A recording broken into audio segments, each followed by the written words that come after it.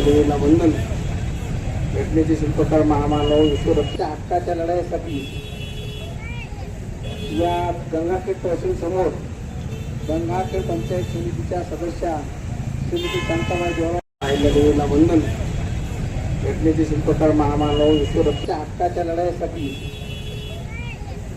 या गंगाखेड तहसील समोर गंगाखेड पंचायत समितीच्या सदस्या श्रीमती शांताबाई देवरा सभागृहाचा लोकप्रतिनिधी शेतकऱ्याच्या हितासाठी उपोषणाला बसतो, याबद्दल मी खूप खूप अभिनंदन करतो.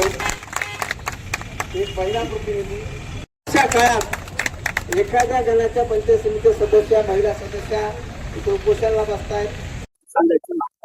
देवराव माने पंचायत समिती सदस्य आणि पीक विम्यासाठी आम्ही इथं आंदोलन हे केलेले आंदोलनासाठी बसले एक दिवशी उपोषण.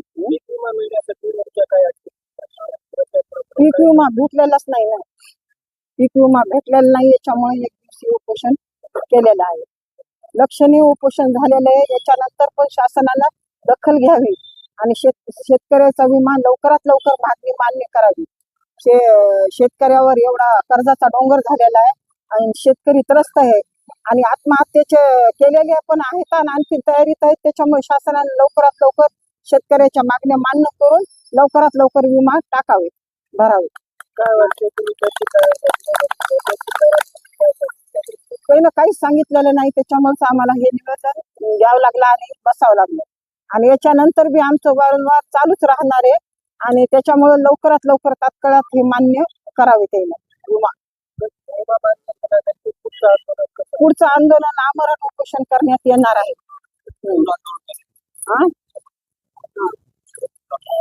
रत्नाकर कुठे येईना, आम्ही पंचायत समितीला निवडून आलेलो आहे, तरी हे प्रयत्न चालूच राहणार आहेत, आणखीनही चालूच राहणार आहेत.